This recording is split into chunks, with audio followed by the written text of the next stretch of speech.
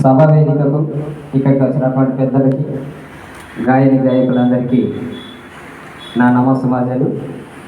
నా పేరు Dudapaka Ramesh, multi artist. నాది భూపాలపల్లి జిల్లా నుంచి వచ్చిన. నేను పాడే పాట ఆది భిక్షువు వాడిని ఏమి కోరేది.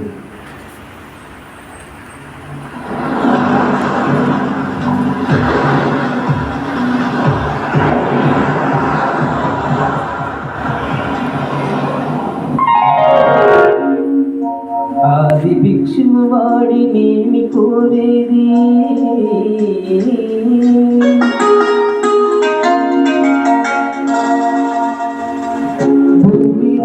భూమిచ్చేవాడినేమి అడిగేది. ఆది భిక్షువు వాడినేమి కోరేది,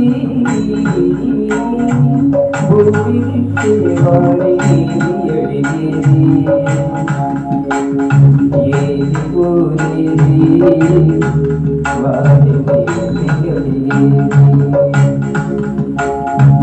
ఏది కోరేది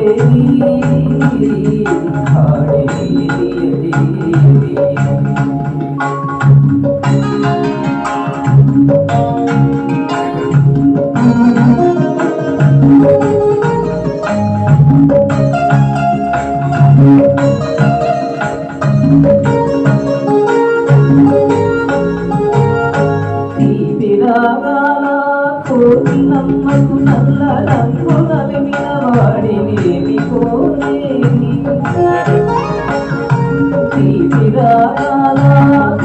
నమ్మకు నల్ల రంగు నలిమిన వాడినేమి కోరేది.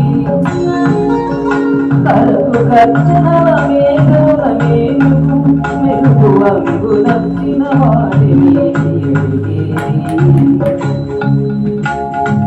ఏది కోరేది వాడినేమి అడిగేది. ఏది కోరేది వాడినేమి అడిగేది.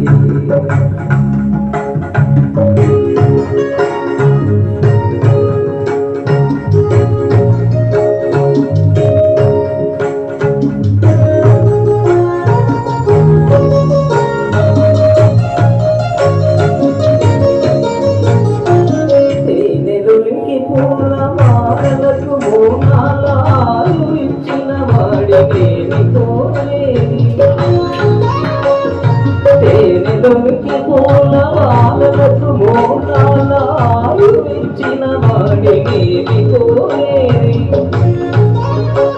బండరాల నుంచి రాయవలు జీవించమని ఆనతిచ్చిన వాడినేమి అడిగేది. ఏది కోరేది వాడినేమి అడిగేది. ఏది కోరేది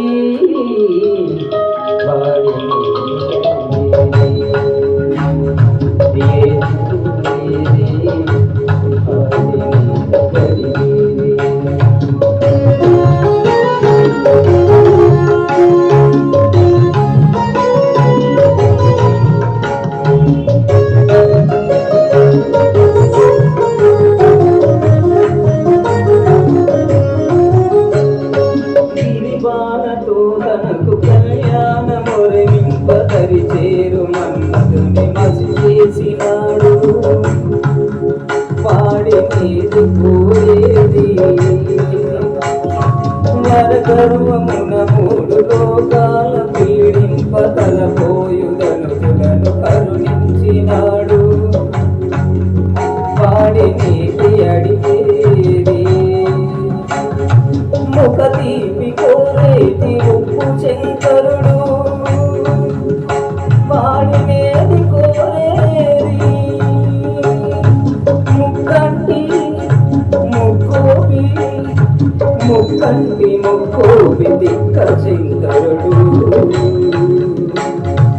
ఆది భిక్షువు వాడినేది కోరేది, భూమినిచ్చే వాడినేది అడిగేది.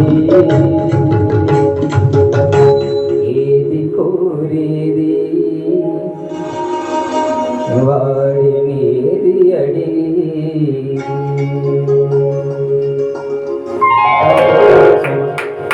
మీరు రండి అర్థమైంది, అక్కడనే ఉండు సార్ వచ్చి మాట్లాడతాడు. కాదు కాదు అది సాల్వ్ వేస్తాం, అట్లనే కంటిన్యూ చేయదు. ఒక సాల్వ్ తీసుకోండి.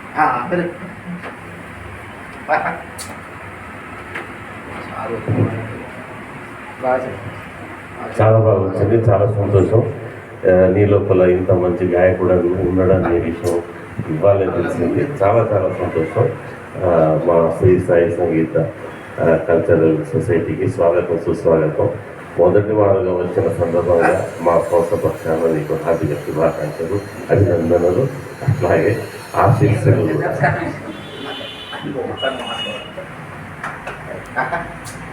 ఆనంద బాష్పాలు వచ్చినాయండి.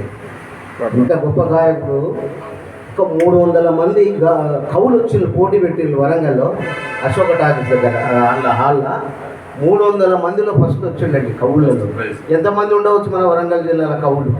పెద్ద పెద్దోళ్ళు ఇట్లా వచ్చిండ్రు, అంతా షాల్వలు కప్పుకొని అది కప్పుకొని వచ్చిండ్రు పెద్ద పెద్దోళ్ళు. అలా ఫస్ట్ వచ్చాడు మహానుభావుడు. ఎక్కడో పల్లెటూరులో పుట్టి ఇటీవలే డాక్టరేట్ ఇచ్చింది. ఎక్కడ సార్ మీరు డాక్టరేట్ ఇచ్చింది? గోవాలో ఇచ్చింది డాక్టరేట్ పిలిచి. అందరు ఇప్పుడు డాక్టరేట్ కొనుక్కుంటాను మన దగ్గర. ఏదో విన్నాం మేము, డాక్టరేట్లను కూడా ఉంటారా అన్నట్టు అనిపిస్తున్నది. అటువంటి దానికి సమానమైన జ్ఞానం లేని వాళ్ళు కూడా అది కొనుక్కుంటున్నారట, అది విన్నాము. అది ఎంతవరకు నిజమో తెలియదు. కానీ ఈ మహానుభావునికి మాత్రం గోవా వాళ్ళు యూనివర్సిటీ వాళ్ళు పిలిచి తెలుసుకొని డాక్టరేట్ ప్రదానం చేశారు. మీ మాటలలో కొన్ని మాటలు మనం చెప్పాలని కోరుకుంటున్నాం సార్.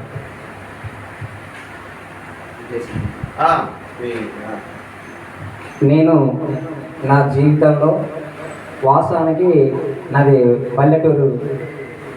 ఆ యొక్క జీవన విధానంలో చిన్నప్పటి నుంచి నాకు కళలంటే అనేకమైనటువంటి విపరీతమైనటువంటి అభిమానం ఉండేది.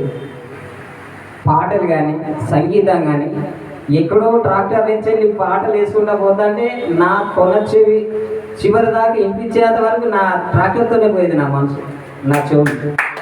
ఆ గానంతో ఫ్లూట్ అంటే చాలా ఇష్టం సార్. అప్పుడు బొంబాయి ఫీల్డ్లో పాటలు చాలా ఉండే. ఆ ఫ్లూట్ విన్నదంటే పేరు లిక్కపడుతుంది. అట్లా నాకు సంగీతం మీద కానీ, పాటల మీద కానీ, మిమిక్రీ మీద కానీ, ఈ కవితల మీద కానీ ఇలాంటి మీద నాకు అభిరుచి పెరగడం.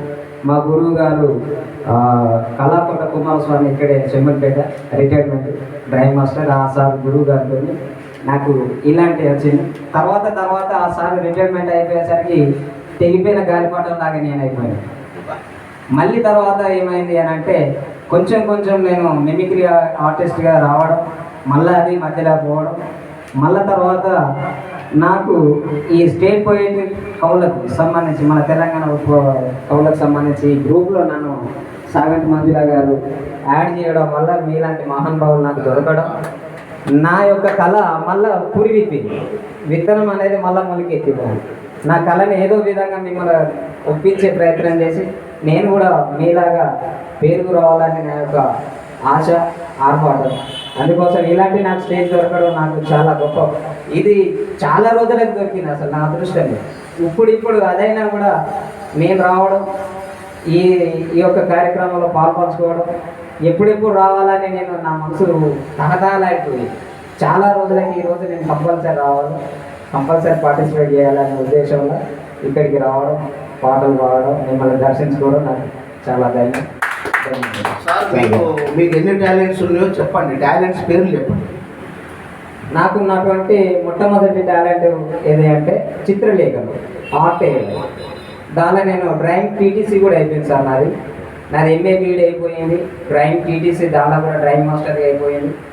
మళ్ళీ అది అయిపోయిన తర్వాత మిమిక్రీ ఆర్టిస్ట్ కావాలి. మళ్ళీ తర్వాత అందులో పాటలు పాడిన తర్వాత ఈ యొక్క కవిత్వాలు రాయడం. ఆ కవిత్వాలు అనేది ఎప్పటి నుంచో మాటలు ఉండేది, కానీ నేను జనాలలో మాట్లాడుతా అంటే సార్ మీరేమన్నా కోచింగ్ తీసుకున్నారు సార్ అంటే, ఎందుకు సార్ అంటే మీరు అంత బాగా మాట్లాడతారు కదా, నేను కోచింగ్ తీసుకున్నారా అంటే, కోచింగ్ అనేది ఏం లేదప్ప, నేను కామన్గా మాట్లాడుతూ ఉన్నా, నేను ఇదే ఉంటుంది అంటే మీరు బాగా రాస్తారు సార్, మీరు కూడా రాయండి, రాస్తే బాగుంటుంది అనేది మీలాంటి పెద్దల వాళ్ళ యొక్క వాకులకి ఇది నేను కొన్ని రాయడం వల్ల మీలాంటి పెద్దలు చూసి ఇంత బాగా రాస్తున్నాను, చాలా బాగా రాస్తాను అంటే నాకు నేనే ఇంకింత ఉంది తప్పి అయిపోయేది. ఆ విధంగా అంటే నాలో కూడా ఉన్నాడు కవి, ఒక కవి ఉన్నాడు అనేది. మళ్ళీ అందులో పోయినసారి కవిత దినోత్సవంలో నాకు స్టేట్ వైజ్గా మొదటి బహుమతి రావడం నాలో ఇంత పెద్ద అదే. నేను కూడా ఒక కవి అనే భీమం వరల్డ్ పీస్ ఫెస్టివల్ సొసైటీ ఆధ్వర్యంలో జరిగినటువంటి కార్యక్రమం. ఆ కార్యక్రమంలో ఈ స్టేట్ వైజ్గా నాకు మొదటి ప్రైజ్ రావడం, ప్రథమ బహుమతి రావడం, నాకు ఇంకొక ప్రోత్సాహం అనేది రావడం, నాకు బాగా పట్టుదల అనేది ఇంకింత మెరుగుపరచుకోవడానికి అదొక వేదిక అయిపోయింది. మొట్టమొదటిదైనా కూడా మొట్టమొదటి ప్రైజ్ కొట్టడం చాలా అదైపోయింది. అక్కడి నుంచి నేను మీకు ఈ వరంగల్లోనే కాకుండా వరంగల్లో 300 మంది కవులలో మీరు ఫస్ట్ వచ్చారు. హైదరాబాద్లో కూడా రవీంద్ర భారతిలో కవి సమ్మేళనం పెట్టినప్పుడు మీరు అందులో ప్రథమం వచ్చలేదు. ఆ విషయం చెప్పండి, మాకు పూర్తిగా తెలియదు. అక్కడ రవీంద్ర భారతి వాళ్ళు రామదాసు సాహితీ వాళ్ళు, నేను నిజాయితీ మీద కవిత రాస్తే ఆ కవిత అందరిలో వాళ్ళు అసలు మీ పదాలు మీరు చెప్పే విధానం హృదయానికి హత్తుకున్నట్టున్నదని. అక్కడ ఇప్పుడు మీ దగ్గర చెప్పిన హృదయానికి హత్తుకున్నదని మీరు అంటున్నారు, ఎక్కడికో పోయి చెప్పినా కూడా వాళ్ళు మీ హృదయానికి దగ్గరగా ఉన్నాయి సార్ మీ మాటలు అంటారు. అంటే నా ఎంత బాగున్నాయి అనేది వాళ్ళని ఒప్పించడం, నా పదాలు వాళ్ళు నన్ను పిలిచి యువకవి మద్దాలి అవార్డు అనేది నాకు ఒకటి అవార్డు ఇచ్చింది సార్. అందుకు అప్పుడు శ్రీమన్ నారాయణ సార్ కూడా వచ్చేది, నాకు గురు శిష్యులాగా. సార్కేమో రివార్డు వచ్చింది, నాకేమో అవార్డు వచ్చింది. ఇద్దరం వరంగల్ నుంచేలే. నాది అంటే ఇక పూర్వ వరంగల్ కాబట్టి ఇద్దరం మేము వరంగల్ వాసులమే కాబట్టి సార్కేమో రివార్డు, నాకేమో అవార్డు రావడం చాలా చాలా ఆ జర్నీలో మాకు అది అనిపించింది సార్. చాలా సంతోషం అనిపించింది. సార్ నేను పిహెచ్డి అనేది రెగ్యులర్గా చదువుదాం అనుకున్నా. ఆల్రెడీ ఉస్మానియా ఎంట్రన్స్ రాసిన, పిహెచ్డి వచ్చింది నాకు. నేను పల్లెటూరు ప్రాంతం కాబట్టి నాకు ఇంత మాగిల శిశువు తాగినట్టుగా నా మెదడులో తెలివి కూడా అంతగా లేకుండే. పెద్ద పెద్ద ప్రొఫెసర్లు కలిసి లేకపోవడం, నాకు మార్గం అనేది సుముఖంగా లేకపోవడం, కొంచెం ఎకానమికల్గా పైసలు లేకపోవడం, ఈ విధంగా నేను ఆగిపోయినా సార్. ఎంట్రన్స్ వచ్చినా కూడా నేను కొంతమంది దగ్గరికి పోయినా, ఏసీపీ లాంటి వాళ్ళ దగ్గరికి పోయినా, వాళ్ళకు పంచాయతీ చేసిన పైసలు ఎప్పుడు తెలుసు కానీ పిహెచ్డి గురించి తెలియదు. మీలాంటి వాళ్ళు నాకు పరిచయం లేదు. మీరు పరిచయం నాకు గత 2 సంవత్సరాలు. నేను 2016లో పిహెచ్డి ఎంట్రన్స్ పాస్ అయినా సార్. అది నాకు దరి చేరలేదు. ఇక అదే ఒకసారి రాసిన మళ్ళీ రాలేదు. ఆటోమేటిక్గా నా కళ ఏంటిదంటే నా డిఆర్ పక్క పండి డిఆర్ పెట్టుకోవాలనేది. డాక్టరేట్ నా కళ. డాక్టర్ రమేష్ అనేది డిఆర్. కొంచెం నేను డాక్టర్ బిఆర్ అంబేద్కర్ అడుగుజాడలో ఆయన ఆశయాలలో పనిచేయడం కోసం నేను సుగమంగా ఆలోచన చేస్తా, సమాజం కోసం ఆలోచన చేస్తా, అవినీతి ఎక్కడున్నా ప్రశ్నిస్తా, గ్రామాలలో నేను యూత్ లీడర్గా ఉంటాను. ఇలాంటి కార్యక్రమాలు చేస్తాను, చాలా యాక్టివిటీస్ చేస్తాను సార్. ప్రతి ఒక్క పిల్లల్ని కూడా సాంగ్స్ కానీ, మిమిక్రీ కానీ, ఈ కల్చరల్ యాక్టివిటీస్ ఏవైతే ఉంటాయో అవన్నీ ప్రోత్సహిస్తాను. నాలో ఏమున్నాయో వాళ్ళందరిలోని బయటికి తీస్తాను. విలేజ్లో నాకు ఒక గుర్తింపు ఉంది సార్. అట్లనే నాకు ఒక డాక్టరేట్ రావాలి. నేను చదువుకున్నది ఎట్లా అంటే, నేను డిఎస్సికి మొన్న తాపి మేస్త్రి మొన్న చనిపోయింది చూడు సార్, ఆయన కవి అందశ్రీ. ఓకే సార్, అందశ్రీ గారితో నేను ఆయన జీవన చరిత్ర చదువుతున్నా సార్. డిఎస్సికి చదువుతా అంటే ఆయనకు ఒక తాపి మేస్త్రి అయి ఉండి డాక్టరేట్ వచ్చింది. అరే నాకు కూడా వస్తుంది కదా, మరి నేను చదవాలనేది లేదు కదా, చదువుతూనే రావాలనేది లేదు అనే కాన్సెప్ట్తో ఏ విధంగా వస్తుంది, ఎట్లా వస్తుంది, కళల ద్వారా కూడా మనకు గుర్తింపు పొందవచ్చు. గౌరవ డాక్టరేట్, అది డాక్టరేట్, ఇది గౌరవ డాక్టరేట్. అందుకని ఆ డిఎస్సిలో చదివిన అతని జీవన చరిత్ర నేను ఆదర్శంగా తీసుకొని నేను కథలు, కవితలు రాయడం మొదలుపెట్టిన సార్. అవి రాయడం వల్ల మీ దగ్గర ఈ కల్చరల్ యాక్టివిటీస్లలో ఈ వరల్డ్ పీస్ ఫెస్టివల్లో నేను మొట్టమొదటి ప్రైజ్, ప్రథమ బహుమతి స్టేట్ వైజ్గా ఇవ్వడం. అట్లా నాకు ఈ యాక్టివిటీస్ అన్నిటిని చూసి వాళ్ళు నాకు డాక్టరేట్ ప్రకటించడం, నేను అనుకున్న కళ నెరవేరడం అనేది 2005 నాకు చాలా చాలా గొప్ప పేరు ఇచ్చినటువంటి సంవత్సరం 2005 సార్. అయితే సార్ ఫస్ట్ రాసిన కవిత ఆ 300 మందిలో ఫస్ట్ వచ్చిండు కదా. మనం రాళ్ళను, రప్పలను ఒక డిజైన్ చేసి దేవతల విగ్రహాలు చేసి పెట్టి మొత్తం కదా, అది గొప్ప కాదు, ఒక మామూలు రాయి గొప్ప అని ఆ కవిత చెప్పిండు. ఆశ్చర్యం, అందరికీ ఆశ్చర్యం గురించింది. అక్కడ 300 మందిలో ఫస్ట్ వచ్చాడు. ఆ రౌతు గొప్ప, ఆ రాయి గొప్ప అని చెప్పాడు. ఆ కవిత ఎప్పుడైనా మన దగ్గర వినిపిస్తాడు మళ్ళీ. అయితే నేను అందరికంటే వినూతంగా ఉండాలనేది ఆలోచన చేస్తాను సార్. అందరూ ఒకే దారిలో పోతారు, అందరు ఎందుకు అట్లా పోతారు, మరి అదేంటిది, ఇంకేమైనా ఉందా, ఇంకేమైనా దారి ఉందా అనేది అన్వేషణ చేస్తారు. అందులో ఇప్పటికిప్పుడు బంగారం ధర కోటాను కోట్లు పెరిగిపోతుంది. అసలు ఎందుకు అదైతుందో ఏమో అసలు నాకైతే అర్థం కావట్లేదు. బంగారాన్ని కుప్పలు ఆడవచ్చు, నేను క్రికెట్ కూడా తీసుకోవాలి. బంగారం అంటే నాకు అసలు ఇష్టం. అది ఎందుకు అర్థం కాదు. అదో వాసన వచ్చేది కాదు, మనకు జీవనాన్ని పెంచేది కాదు, మన ఆయుష్ని పెంచేది కాదు, వాసన వచ్చేది కాదు, ముట్టుకుంటే మెత్తం ఉండేది కాదు, తింటే అరిగేది కాదు. అది ఎందుకు అర్థమైతే కాదు. దానికంటే నాకు రత్నం కంటే రాయే ఇష్టం అనేది ఒక నా కలం మీద కదిలిందనే అంశంలో రత్నం కంటే రాయి ఇష్టం అనేది ఒక రాసిన సార్. రాయి ఎప్పుడు ఎన్నించని మనకి ఎక్కడ తెలియదు. మనకు పూర్వం మన జ్ఞానం లేని కాంచలే రాయి మనకు తోడ్పడింది. రత్నం మనకు తెలివి వచ్చినాక దాన్ని దగ్గర నేర్చిన వల్ల బాగున్నది అని అక్కడ ఎక్కువ వేసుకున్నాను తప్ప దానివల్ల యూజ్ లేదు.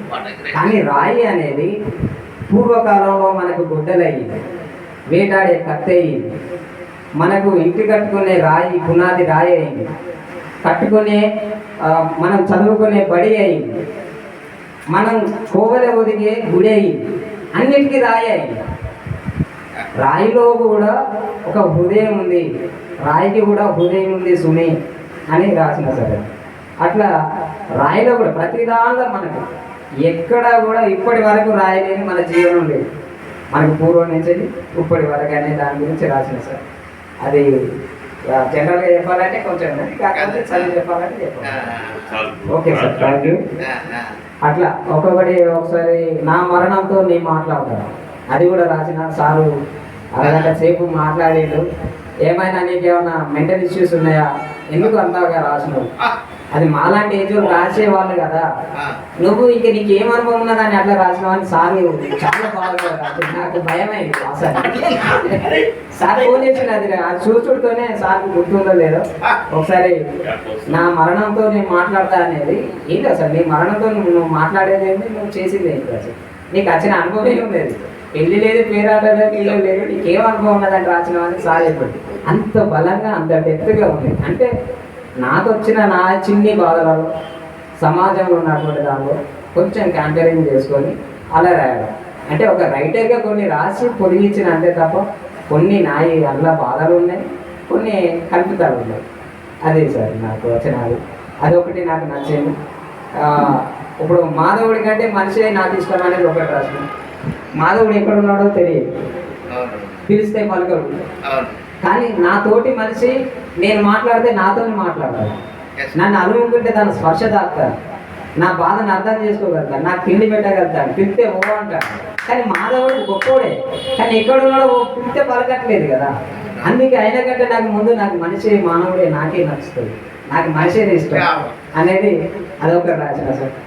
అట్లా పోతే ఒక 100 గానే రాసిన. కాకపోతే నా ఆంబినేషన్ ఏంటంటే నేను బుక్ ప్రింట్ చేయకపోవడం, బుక్ రాయకపోవడం, దాని గురించి నాకు తెలియకపోవడం, అట్లా ఎట్లా రాయాలి, ఏం చేయాలి, ఇలాంటి అనుభవాలను ఇంకా ఆలోచన తీసుకొని రిలీజ్ చేద్దాం అన్నట్టుగా ఈ కవితలన్నీ ఈ పాఠాలన్నీ మొత్తం చేద్దామని చేసిన సార్. పాటలు కూడా రాసిన.